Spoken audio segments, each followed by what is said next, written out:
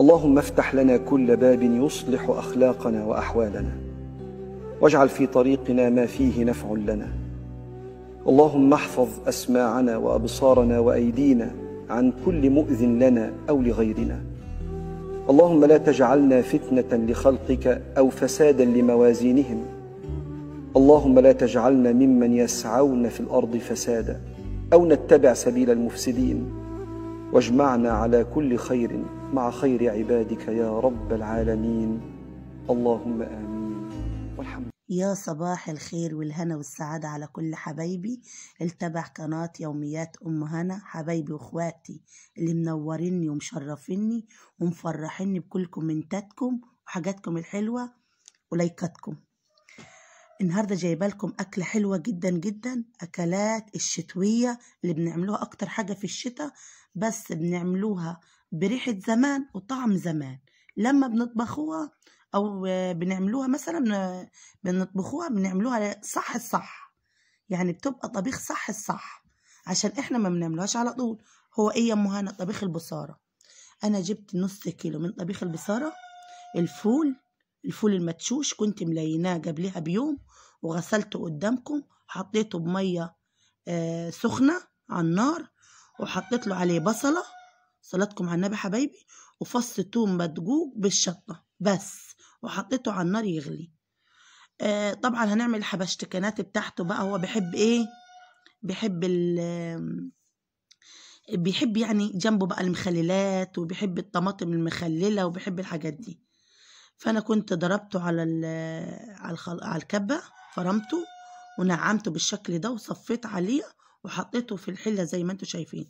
طبيخ البصاره حبايبي بياخد غلوتين 3 طول ما انت مليناه، وبيتضرب على الخلاط عادي، وبعد كده بتصفيه وبيبقى بالمنظر ده. وما تزودلهوش ميه ياما. بس انا هعمله بايه بقى؟ هعمله بالملوخيه، لا بالكزبره ولا بالفلفل الاخضر ولا الحاجات دي. انا هعمله بالملوخيه الناشفه. دوقوا الطريقه دي والوصفه دي تبقى جميله. يا دوب الفول بيغلي، هنحط عليه كزبرة مفرومة، وهنحط عليه نص معلقة كمون ناعم، ومعلقتين من الملوخية الناشفة. هنحط الفلفل الأحمر، هنحط الشطة عشان ما تغمقش معانا اللون. حطوا شطة قرون، أنا بجيبها من عند العطار مجففة زي ما انتوا شايفين. وتحطوا نص معلقة ملح. الملح ده بتحطوه في الفول البصارة لما بيتفرم خالص، ما تحطوهاش في الأول. بياخد كام غلوة معانا زي ما انتوا شايفين، يعني غلى غلوتين حلوين، يعني غلى جامد. وحطيت له مرقة فيفوز، دي اختياري بس أنا بحبها بصراحة. وطبعا معلقة هريسة ومعلقة شطة. ودايما وابدا بنطش البصارة بالزيت، زيت نضيف كده بنطشوه، ما بيتحطلوش سمنه ولا اي حاجه، هو بيطشله بالزيت. دوقوا بقى البصاره دي، الله الله على الطعم والجمال. وكمان عشان احنا ما بنطبخهاش على طول، بتبقى بصراحه لما بنغيب ونطبخ الحاجات دي في الشتاء بتبقى جميله.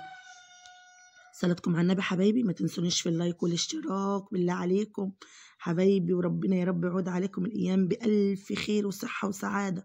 واشكر كل حبايبي من بره مصر ومن جوه مصر ومن كل اللي بيتابعوني في كل الدنيا. بشكركم يا حبايبي، بشكركم جدا جدا. ممنونه لكم بكل حاجات الحلوه، وربنا يخليكم ليا.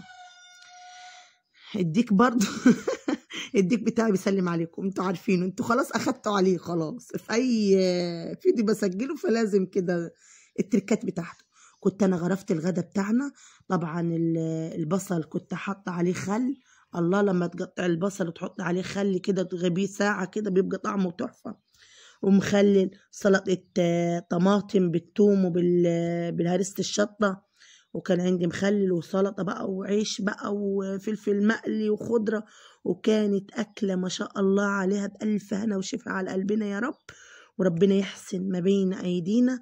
واسيبكم في رعايه الله وحفظه، ومع الف الف سلامه. لايكات لايكات لايكات كتيره كتيره كتيره جدا لأم هنا حبيبتكم واختكم، في رعايه الله وحفظه. مع السلامه.